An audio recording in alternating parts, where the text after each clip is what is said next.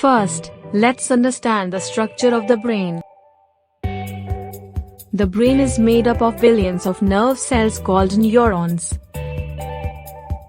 Imagine neurons as tiny messengers that communicate with each other to transmit information throughout the brain and the rest of the body. Now, the brain can be divided into different regions, each responsible for specific functions. We have the cerebrum, which is the largest part of the brain and controls our thoughts, language, emotions, and voluntary movements. The cerebellum helps with balance, coordination, and muscle control. The brainstem connects the brain to the spinal cord and controls vital functions like breathing and heartbeat.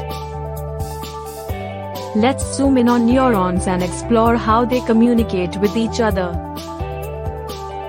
Neurons have three main parts: the cell body, dendrites, and axons. The cell body contains the nucleus, which acts as the control center. Dendrites receive signals from other neurons, while axons transmit signals to other neurons.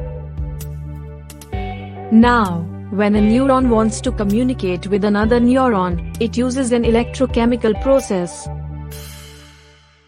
The electrical signal travels down the axon of the sending neuron and reaches the synapse, a tiny gap between neurons. Then, it releases chemical messengers called neurotransmitters into the synapse. The neurotransmitters cross the synapse and bind to receptors on the dendrites of the receiving neuron.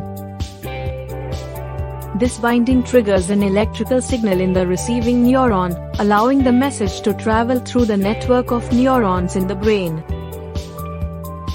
So, how does all this communication between neurons help our brain function? Well, different regions of the brain are responsible for various functions, and the coordinated efforts of these regions make everything happen.